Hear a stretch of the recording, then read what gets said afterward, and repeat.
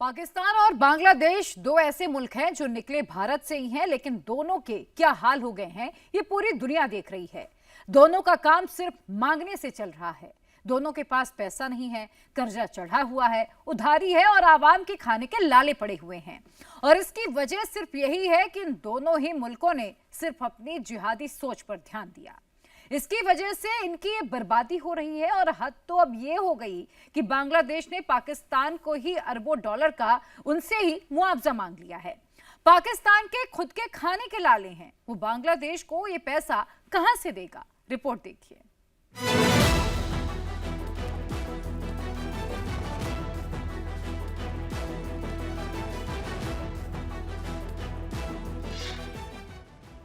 भारत से कटकर दो अलग मुल्क बने। 1947 में पाकिस्तान अलग हुआ और फिर 1971 में पाकिस्तान से अलग होकर बांग्लादेश अलग देश बना। लेकिन अब पाकिस्तान और बांग्लादेश दोनों एक जैसे हो गए हैं। दोनों ही जिहादी तो हैं ही, लेकिन अब दोनों ही बर्बाद होने की कगार पर खड़े हैं। पाकिस्तान दुनिया से अपने सर्वाइवल के लिए भीख मांग रहा है, तो बांग्लादेश पाकिस्तान से ही 1971 के मुआवजे के नाम पर पैसा मांग रहा है। वो भी कोई मिलियन 2 मिलियन डॉलर्स नहीं, बल्कि 4.52 अरब डॉलर यानी 38,600 करोड़ रुपए। यह है पाकिस्तान की विदेश सचिव आमना बलोच, जिनकी कल ढाका में बांग्लादेश के चीफ एडवाइजर मोहम्मद यूनुस से मुलाकात हुई। वो 2 दिन के लिए बांग्लादेश के दौरे पर गई हैं। 15 साल में पहली बार पाकिस्तान और बांग्लादेश के बीच बातचीत हो रही है। दोनों विदेश सचिवों की ढाका में मुलाकात हुई और इस मुलाकात में ऐसी बातें हुई हैं जिनसे पता चलता है कि बांग्लादेश की आर्थिक हालत कितनी खराब है। इस मुलाकात में बांग्लादेश ने कहा है कि जब दोनों देश एक थे, पाकिस्तान तब की संयुक्त संपत्ति से बांग्लादेश के हिस्से के 4.52 अरब डॉलर का भुगतान करे। जितना पैसा पाकिस्तान बांग्लादेश से मांग रहा है, यह उसके मौजूदा विदेशी मुद्रा भंडार का आधा हिस्सा है। इस वक्त पाकिस्तान का विदेशी मुद्रा भंडार सिर्फ 10.57 अरब डॉलर्स का है और इसमें से भी 4.5 अरब डॉलर्स बांग्लादेश मांग रहा है। यही नहीं, बांग्लादेश की तरफ से यह भी डिमांड की गई है कि 1970 में आए चक्रवात में विदेशी मदद के तौर पर तब जो 200 मिलियन डॉलर्स मिले थे, उसका भी भुगतान पाकिस्तान उन्हें करे। पाकिस्तान की खुद की हालत खराब है, वो कहां से बांग्लादेश को ये पैसे चुकाएगा? और अगर पाकिस्तान के पास पैसे होते भी तो शायद ही वो बांग्लादेश को उसका हिस्सा देता। लेकिन सवाल यह है कि एक तरफ तो बांग्लादेश पाकिस्तान का खासम खास होने का दावा कर रहा है, पाकिस्तान को अपना भाई बता रहा है, तो फिर अचानक से बांग्लादेश ने पाकिस्तान से अपने 55 साल पुराने हिसाब के पैसे क्यों मांग लिए? इसका जवाब यह है कि बांग्लादेश की खुद की हालत खराब है। उसे साफ दिख रहा है कि उसके सर्वाइवल के लिए भी भारी जद्दोजहद चल रही है। वो इतनी बड़ी आबादी को कहां से खिलाएगा? क्योंकि अपनी कट्टरता और भारत से नफरत में मोहम्मद यूनुस ने बांग्लादेश को खतरे में डाल दिया है। पिछले महीने मोहम्मद यूनुस चीन की यात्रा पर गए थे और वहां अपने बड़बोलेपन में या चीन को खुश करने के लिए उन्होंने भारत से अपनी नफरत का इजहार कर दिया और एक ऐसा बयान दे दिया जिसने भारत और बांग्लादेश के पहले से बिगड़े हुए रिश्तों को और खराब कर दिया। 7 states of India, eastern part of India, called Seven Sisters, they are landlocked country, landlocked region of India. They have no way to reach out to the ocean. We are the only guardian of the ocean for all this region. So this opens up a huge possibility. So this could be an extension of the Chinese economy, build things, produce things, market things, bring things to China, bring it out to the whole rest of the world. यानी चीन की जमीन पर बैठकर मोहम्मद यूनुस भारत के north east का सौदा करने लगे। अब यह तो भारत को रास नहीं आने वाला था, इसीलिए भारत की तरफ से बांग्लादेश को सबक सिखाने की ठानी गई और भारत ने बांग्लादेश पर एक इकोनॉमिक सर्जिकल स्ट्राइक कर दी। भारत ने बांग्लादेश को दी गई ट्रांसशिपमेंट सुविधा खत्म कर दी। आप भी लगातार यह खबर सुन रहे होंगे, लेकिन आपको इसका मतलब पता नहीं होगा इससे बांग्लादेश को कितना फायदा हो रहा था और अब जब भारत ने यह सुविधा खत्म कर दी है तो उसे कितना नुकसान होगा। यह समझने के लिए सबसे पहले आप यह समझिए कि यह ट्रांसशिपमेंट फैसिलिटी क्या होती है।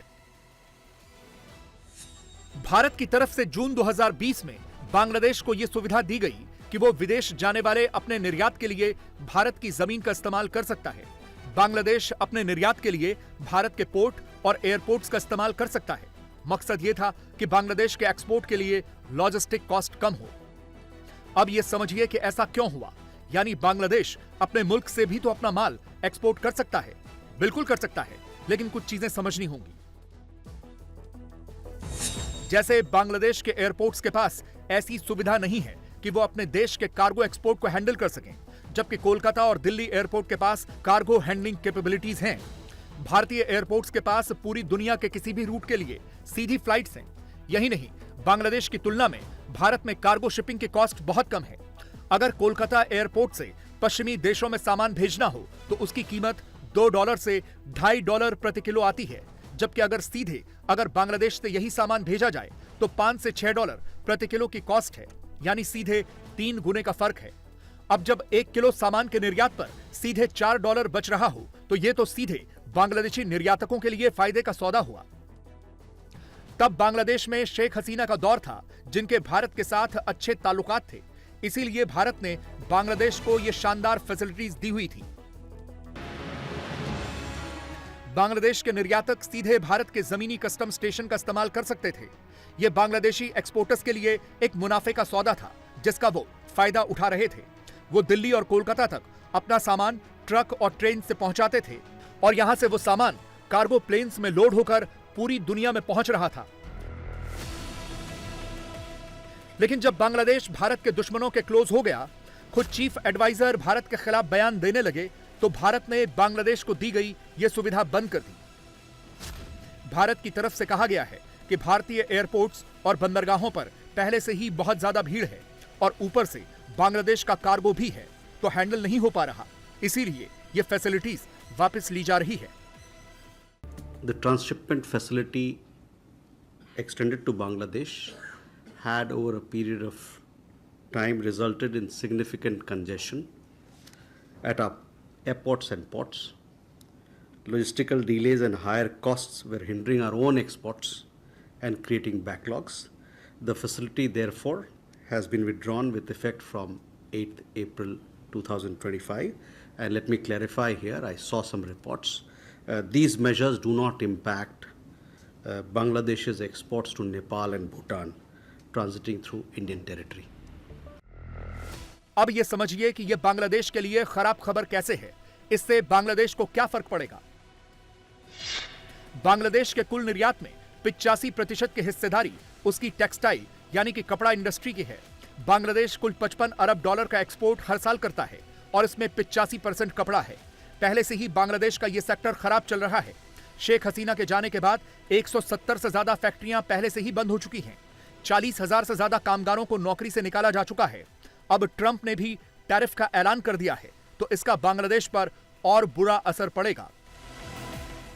अब बांग्लादेश के पास यह ऑप्शन है कि वो अपना एक्सपोर्ट कोलंबो, मालदीव्स, दुबई या फिर पाकिस्तान भेजे और फिर वहां से डेस्टिनेशन पर भेजे। जाहिर सी बात है, इससे देरी तो होगी ही, इसकी कॉस्ट भी बढ़ जाएगी। वैश्विक कपड़ा बाजार में बांग्लादेश की क्षमता पर फर्क पड़ेगा और सीधा असर बांग्लादेश की अर्थव्यवस्था पर होगा। बांग्लादेश को सीधा सा संदेश है कि अगर वो नहीं सुधरा और भारत के साथ उसने अपने द्विपक्षीय संबंध नहीं सुधारे, तो फिर खोने के लिए उसके पास ज्यादा है, भारत के पास नहीं। इसीलिए तो बांग्लादेश के सुर थोड़े बदले हुए नजर आ रहे हैं। इधर पिछले दिनों भारत ने जो उसकी चूड़ियां कसी हैं, उसी का असर है कि वो पाकिस्तान को अपने घर में बुलाकर उससे माफी मांगने को कह रहा है। बांग्लादेश ने पाकिस्तान से 1971 के युद्ध में पाकिस्तानी सैनिकों के जुल्म सितम और नरसंहार के लिए माफी मांगने को कहा है। बांग्लादेश कहता है कि 1971 के युद्ध के दौरान पाकिस्तानी सैनिकों ने 30 लाख लोगों को मारा और 2 लाख से ज्यादा महिलाओं का रेप किया। पाकिस्तान इस दावे से इनकार करता है और पाकिस्तान ने कभी भी इसके लिए आधिकारिक तौर पर माफी नहीं मांगी है। लेकिन अब बांग्लादेश कह रहा है कि इसके लिए पाकिस्तान सार्वजनिक तौर पर माफी मांगे।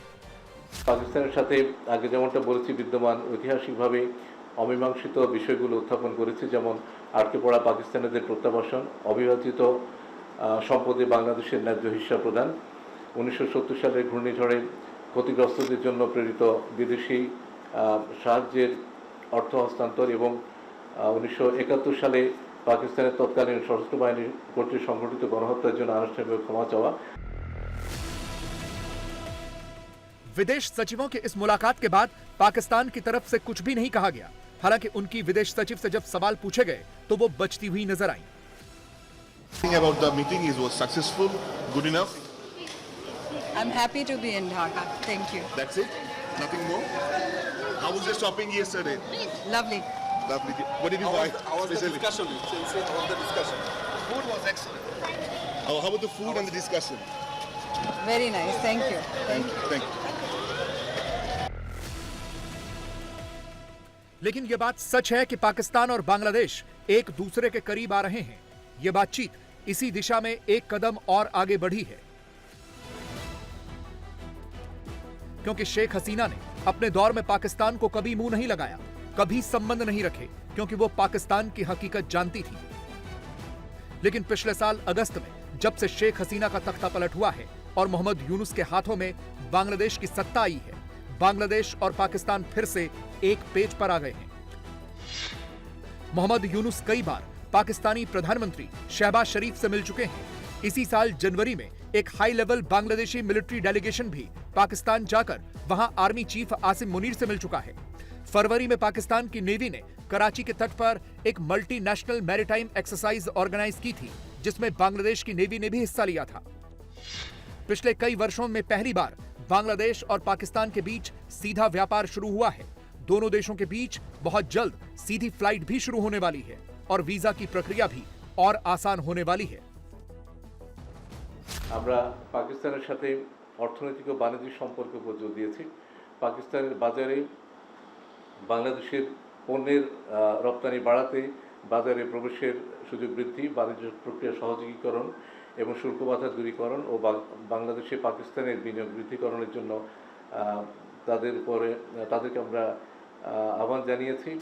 বাংলাদেশ ও পাকিস্তানের মধ্যে পরিবহন এবং যোগাযোগ ব্যবস্থার উন্নয়নের বিষয়ে আলোচনা হয়েছে। আপনারা জানেন যে সাম্প্রতিককালে দুদেশের মধ্যে সরাসরি শিপিং রুট চালু হয়েছে এবং সরাসরি ফ্লাইট পুনরায় চালু করার মাধ্যমে দুই দেশের জনগণের মধ্যে যোগাযোগ এবং ব্যবসা বাণিজ্য বৃদ্ধির বিষয়টিও আজকের আলোচনায় স্থান পেয়েছে। আমরা আশা করছি যে খুব শীঘ্রই দুই দেশের মধ্যে সরাসরি ফ্লাইট